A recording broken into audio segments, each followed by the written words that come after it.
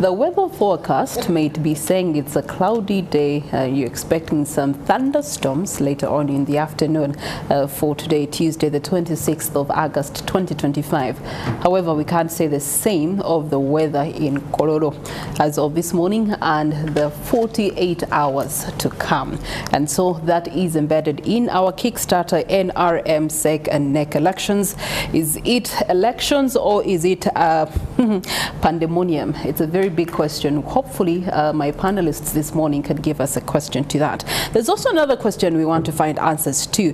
Do party polls really work, especially when these parties have been in existence and in power for a very long time? And so, as you are welcome to our Kickstarter, we're going to be diving into the heart of the nation's political landscape.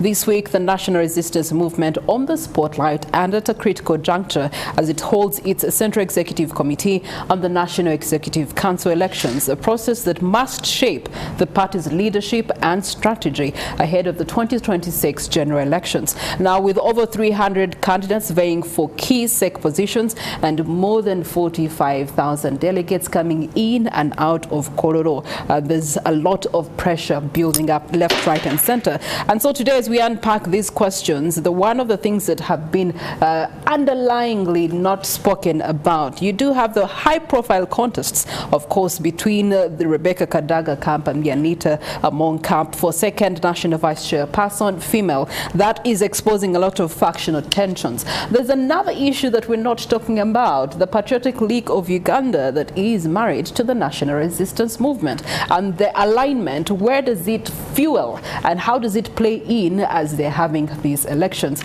As if that's not enough, there's the old guard versus the new guard. Can the old guard sit down for the new guard to come in? They are emerging leaders who have shown themselves capable and have the, what it takes. They have the skills. They have shown themselves and proven themselves. But can they be allowed a seat on the table? Well, joining us are three distinguished panelists. To my immediate left, I do have Edwin Agaba, who is the head of mobilization and publicity. This is with the Patriotic League of Uganda. Edwin, it's a pleasure to finally have you on this side of the show. Thank you so much, Madam Aruga, for hosting me. Yes. We also do have Bireete, who is Executive Director with CCG, but in this capacity, she's going to analyze for us as a political observer and one who has followed elections in and out of the region. Good morning to you. Good morning, Priscilla and fellow panelists. Glad to be on NTV, morning at NTV. It's a pleasure to have you. And Honorable Omara, most welcome to Morning at NTV. Thank you very much, and I'm happy to be here with these fellow wonderful panelists. All right. He's the Honorable Member of Parliament for Otuke County, and so with his perspectives on grassroots politics, but also, as you have rightly seen, he's donned in yellow, meaning that he is a subscriber of the National Resistance Movement. Getting into the conversations, let's start off with, is it order or is it chaos that we are seeing so far with what has transpired on Monday alone? The Entrepreneurship League having to be postponed. Is it setting a precedent for the other leagues and, the voting? Will they also decide, let's take the same route until the one who has the strongest power can get that power? I'll start with you, Honorable. Thank you very much, Priscilla. Let's agree on one foundational thing, that elections normally have some kind of pandemonium of its own kind, because you have parties contesting for a particular position. You might have two people, like in the case of the Right Honorable Anita Among and the Right Honorable Rebecca Kadaga. And then when you come to the Entrepreneurship League, there are quite a couple of them. I've seen people resigning over some accusations. Even if you go to elders, the youth, they are candidates, and it has supporters. So you expect some kind of rancor, and that you're not going to have a gentleman's, a very polished kind of a contestation going on. So what led to the Entrepreneurship League being postponed? At NEC, which took place at Entebbe, there were, first of all, what came up was the Secretary General talked about it, that they have received reports of some candidates taking away voters to Nairobi and Kenya. Later on, it followed up by one of the members of NEC who went and moved a motion that the Entrepreneurship League elections should be postponed until the matter is fully investigated and the culprits brought to book. So in every form of election, there must be standards with which members must abide by. So the president, there were other supporters there who were saying, no, in an election, expect anything to happen. These are adults of 18 years. Then the president said, no, we cannot have NRM elections by all means. So if you bribe and you do these things, we should not just keep quiet. But then he allowed in the resolution to say, let elections go on, but also investigation starts to confirm. So if said, even if you are elected, if the investigation finds that you did this abominable act, you would then be discontinued. Now, but this triggered anger from other members of the who are standing candidates to start resigning one by one, accusing the chairman and SEC of just speaking and not taking action, because they said they wrote, they had written to the chairman, they had written to Secretary General, they had written to NEC. Now I think on the other side, I think the leaders started having the pressure that, you know, it looks like we are beginning to look bad because we speak something and we are taking no action. Okay. So I think that must have been the basis for which this the entrepreneurship. But now a precedence is being set, because you do have the other interest groups that also must have their elections, and they have been complaining of the same issues. It was not exclusive to the Entrepreneur League elections. It is been all over, from the primaries up to where you are as the NRM with your internal party organization. So why exclusively the Entrepreneurship League? No, I think, let me put it this way. There have been some form of laxity from SEC, because you see, when you tell us you are going to vet, my understanding of vetting is that first, since these are very high positions, intelligence should have collected information on these individuals long time from the day of nomination, like they do in the US. A moment you are nominated, even by president, immediately Central Intelligence Agency and all others start finding much about you. Who is Omara? What has he done? You know, what is his records? What are delegations being made about him? So by the time these people were coming before SEC, they could have had data, even if raw data about them, said, but Omara, we are hearing that you have done A, B, C, D. You are taking people outside. Is it true or not? Oh, Omara, you are involved in some architecture somewhere here, A, B, C, D. Oh, you have stolen. There's allegation about you here. Or you have grabbed land here. There's allegation being made. So that you filter these people with raw information at the point of vetting, so that you can make a decision. But from the way the SEC members presented the case to us, they said nobody came to us making allegations about these candidates. So we found there was nothing, so we pushed them to you. So the ones that were asked to leave, like the brother of the president, he convinced him to say, no, this thing looking bad. How can people say I've not sent you? Please leave this thing. Now, but there was no raw intelligence information to say these are members going to be the top at the top operator at the top echelon of the party. They must have clean records, and we must have done that investigation. All right, thank you so much, Honorable. Resignation of candidates is the result, but it's also sending a picture to the other delegates. How do they get to cover themselves and protect themselves? But it's also sending a message to the other people that have to engage in this exercise. You have also mentioned of speaking, but no action is being taken, which is not news, both in the party and on a national level. So, Dr. Sarah, in that regard, if that's where the party is standing right now, then it gives a picture that the structure is cracked and indiscipline is being encouraged. Is that the case? You know, what NRM has demonstrated is actually loud commotion. It's a complete disorder in their processes. If you look at the parliamentary elections, one family killing each other, the practices. Why should elections in a party be a do or die? Because a win for everyone should be a win for a party. If you are saying as a family, we are choosing who is our best, why should it be a do or die? Let's compare politics with football. By the way, normal politics should be like football. A team will have about 40 people. They will train, they will agree and say, these are our best 11. These are about 6 on a reserve bench. The rest of us, let's support them. And there is no commotion. So what's different with, that's how an internal party process should be. We are just enjoying Chan. It's unfortunate that we got out. We got out at the quarterfinals as a team, but our team did their best. Yeah. So was there commotion in choosing who is going to represent Uganda? No. The same should happen with internal party primaries. So when you find that you don't have that, and what are the reasons? Because NRM is dealing with symptoms of their failure to manage internal party democracy. Okay. First should be a process of cadre identification, training and placement. Yeah. Once you get that right, there is no way your cadres can be out there fighting and washing their dirty linen in public. Everybody will know this is my strength and I will be deployed in ABC area.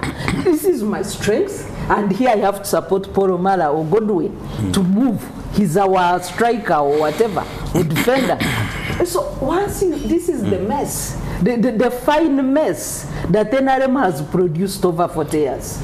You have no rules, ethics, or standards in your elections. Oh, they're there, but not being applied. Of course, they do have a constitution. There is a difference between the paper or respect to the rule of law. In a democracy, never get comfortable with the paper.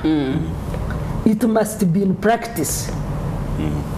And once a ruling party is just a gathering of loud commotion, this is the character we are going to have in our national politics. All right. So because they cannot give what they don't have.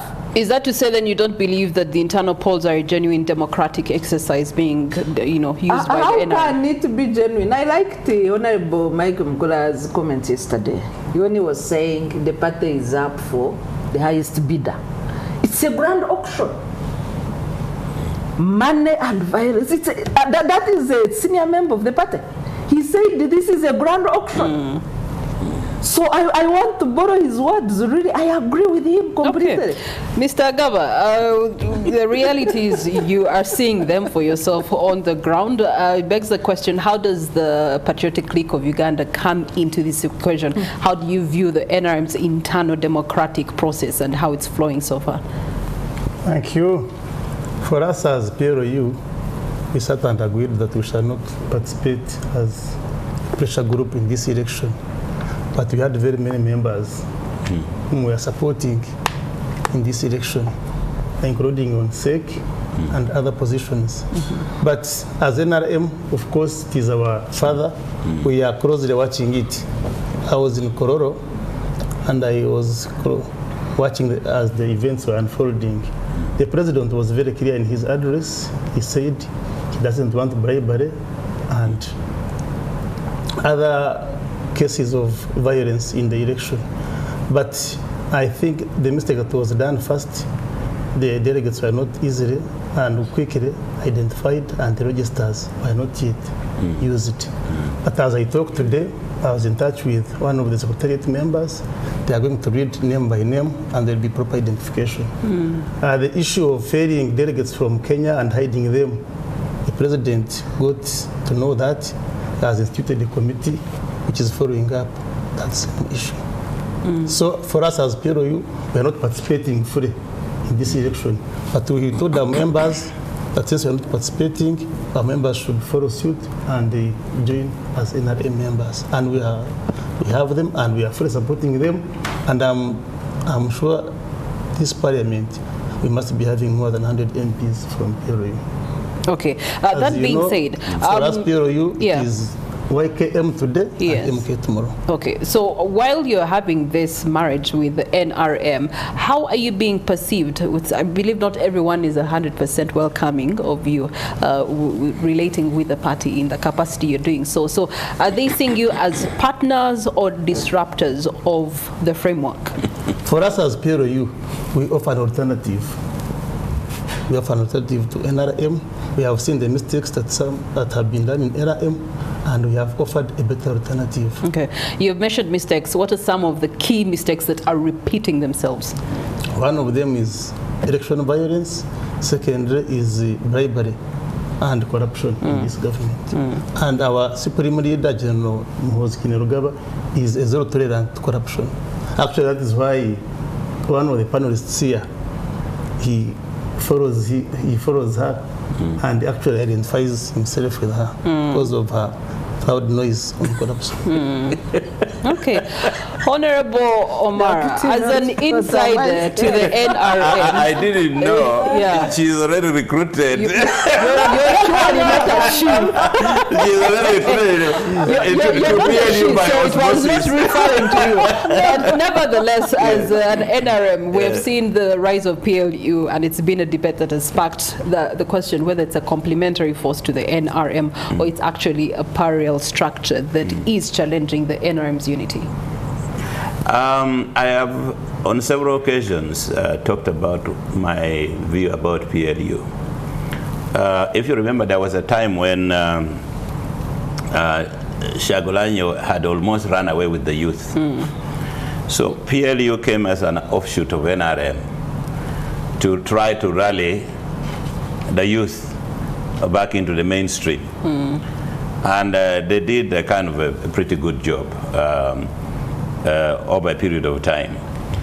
I don't want to believe that they are a separate entity from NRM, because that's why even from time to time their Secretary General, as on Kabanda, Honorable Dawood Kabanda, has always guided the PLU members to say, if it's time for picking forms for whatever position, starting from local level elections to now the SEC, please go and pick under NRM. So I don't see contradictions in terms of any kind of philosophy that they are totally separate from the party. But I think they are just a pressure group trying to rally, especially the young people, towards the party, because it's very important. If you look in the past, UPC used to have its youth wing. Same as the DP with the UID and et cetera, et cetera. So for NRM, I think is PLU. Okay, Dr. Sarah, in this regard, what are the implications of a quasi-political movement like PLU aligning itself with the ruling party? Of course, PLU is in our political party dispensation and their legal character. They are registered as a company limited by guarantee, which makes them an NGO. But they are political. So maybe they need, because there is a lot of contradiction in the legal character. If you are an NGO, you can only be an analyst like us here. But they are active, like Edwin has said, they have 100 MPs. So maybe they need to up their game and change the political character to match the work that they do. But but otherwise, if they were like UID, like DP has UID, I think it's the most vibrant youth group that we've been having in political parties.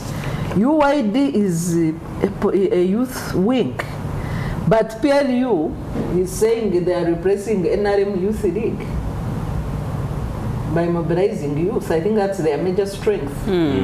So are they a party youth league? What are you? Maybe the head of communications needs to tell us. Maybe I can say something quickly, Dr. Sarah. I think that why their legal, how do I call it, the way they're legally registered is on the account of their leader, because the Constitution and the UPDF Act as amended does not allow a serving UPDF soldier or officer to really get involved in politics. So I think they went and covered this thing up under a kind of a registered, a limited company, you know, which is by nature is not a political party. So then what is their purpose? But politics. Dr. Sarah said, let's not focus on the paper. Let's focus on what the reality is. That the paper says something else. The reality is completely something else.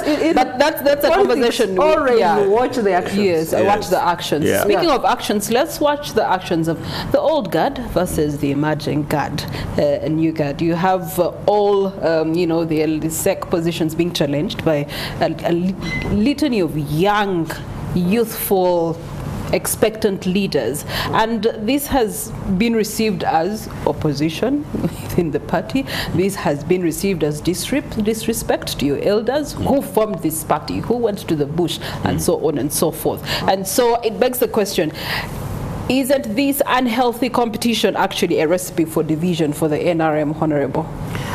I have actually observed the actions of the young people, and it's also now a wake-up call to the elderly.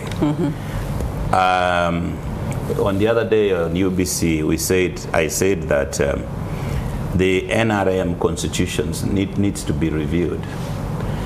Needs to be reviewed. Positions such as CEC should be purely for these retirees who have done their part, who are elders, who can call the party members to action. They can independently sit and make decisions. They should even be appointees or something. I don't know. The debate is outside, still outside there. Why?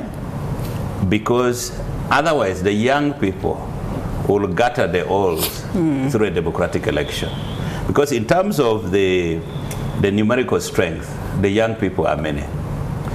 And if a position is offered, is outside there and is open to all, the young people will go there. The old people definitely will get embarrassed, the way Honorable Rebecca Kadaga was saying. So we need to look at that, and we preserve the dignity of the old while maintaining the vibrancy and the energy of the youth. There must be a way through. If you bottle it up and you ring fence and say this is for the elderly, my friend, over a period of time we'll have problems. So we need to review the party constitution. Secondly, the elders, when they have served for a period of time, they should give way. Personally, I believe that when my time comes, I should not sit there perpetually thinking it should give way to renewal, so that the youth can take charge and take responsibility for the direction of the country while being advised. The elders now should sit in an advisory role, and we, the young people, must respect that. Okay. We should not go and gutter an elderly person. You see, now there's a problem you have just indicated. Yes. You've said we, the young people. Yes. Honorable Omara, how old are you? Young in a sense. If you compare myself with the president, if you compare with myself with the Kadaga, I didn't ask for comparisons. I asked how old are you? I'm in my 50s. Yeah. So I still have time to do much more work. Yeah. But if I am, for example, 75 and above. So you see, that's a personal opinion, but from where I'm seated, yes, you are an elder. Yes. You see, so it's very difficult, because now we understand where the battle is coming from between AAA and you know, RK. It's not about age, because if you go the age question, surely she's going to tell you she has a lot more to offer. She's still young. She still has energy in her. Again, because that is perception. So if our seniors are perceiving age in that way, when will they make room for emerging leadership? Now we can put it in the constitution of the party. If you say, okay, if you're, say, 75, you now should join the elders group completely, because in 50s, they will begin to bash the 50 people, and we say, No, That's a good one. That question has been asked. Think about it. Just think about it. I will return to you. Dr. Sarah, in this regard, you do have the NRM's old guard. Some have been here since its inception. They went to the war and they liberated this country. They've been often criticized for stifling the young generation of emergent leaders. It begs the question where they are right now as they're making decisions for SEC and next leadership. Are these opportunities meant to be providing platforms for the young people to test the wheels of the vehicle, of the bus themselves? And do you feel that at the end of the day there's just reservation for the status quo? You know what is clear is that I will call them the Bush group. The leaders that came from the Bush have failed to offer transition in this country. There has not been any transition over 40 years. Okay. If you look at the team as they came, and you know it's a very long time, to the extent that I was in primary 4 when they came. Primary 4. Wow. Yes. It's such a long time. So we have been... So you have been transformed. That's a long time. She's appreciated. No, at least for you they came in primary 4. I know, What would I say? majority of Ghanaians were not born. So when us who are now senior citizens, we were babies. Yeah. It shows you how long it has been. But where are these historicals? When you see historicals like Honorable Crispus Chionga fighting for a flag to again become a member of parliament, if you look at, of course, the chair, you have had a permanent chair, permanent leadership. As you were talking of Edwin, I was like, I hope my friend Honorable Omara is not creating problems for himself. Because if you look at the likes of now the most senior Alhaji Moses Ali, if you look, so if he vied for SEC today, what would be the debate? If Moses Ali said, I am vying for SEC, what would be the debate? So that's the crisis of NRM. Zero transition. It's as if they've not groomed the leaders. Any leader that cannot transit, it is a failure, complete failure of leadership. Okay. Agaba, this is where the PLU has an opportunity to facilitate transition, I believe. How can you bridge the gap between historical figures and the next generation of leaders? I think Sarah Bireete is being so mean with the truth. If there is any party which has transformed the youth, is NRM. If you check it, the Speaker of Parliament is in her, I think, 50s. The Deputy Speaker is in her 40s. If you can check the Prime Minister, she's in her early 50s. So I think you're saying some leadership has transformed. yes. Others has not. You see, that's But yes, that's the problem with his democracy. argument, yes. You see, democracy, that's why most philosophers, the great philosophers, the Aristotle, the Plato, despised democracy. Because they thought it was a majority, which was where a majority would suppress the minority and the ideas would be left out. Okay. But democracy brings out what the people want. We have been talking of Moses Ali. Moses Ali has been voted overwhelmingly by the people. What do you want him to do? You see, that is the democracy. The people still want him. Yes. And highly the youth. Because when you look at the youth in Uganda, they constitute more than 75% of the population. So if they decide, then you want the president to go to... democracy is two ways, yes. Yeah, you have No, I was saying, what would NRM do if he vied for SEC? All right, so our time That is was fast my spent, question. but I do have a hot question for you. I'll start with Edwin Agaba. You did say that the PLU is actually supporting and backing up some candidates. Between Rebecca Kadaga and Anita Among, where does the who of the two is the PLU backing? I have not mentioned here on TV because this is a national TV, but you know that among the two we have someone we are supporting. Okay. And I think you even know her. All right. I'd already told you, but I don't want to disclose it. Honorable Omara, you have to decide Yes. who will it be? Oh, it's already decided. Yesterday, the NRM caucus met at Parliament and unanimously resolved to elect Anita Among as the second vice chairman female. And also Honorable Dennis Obua Hamson as the NRM Vice Chairperson for Northern Uganda. Okay. So from Parliament, it is closed. Okay. Yeah. All right. Yeah. Sarah, as we see this evolution, what message does it send for, you know, the evolution of the NRM, but also for the strategy come 2026? No, I think for me the message that the whole fracas sends is that parties need to go back to the drawing board. Okay. It's not about winning elections. If we are to be in a healthy multi-party dispensation, every party must have sound internal practices and rules and procedures. All right. Yeah. All right. My panelists, thank you so much. We shall be returning with them for the rest of this week until the end of the internal elections within the National Resistance Movement. We take a short breather. We'll be returning with Ivan Walajino, who will be addressing or talking to some of the candidates that participated in the NRM primaries and the grievances that they still have.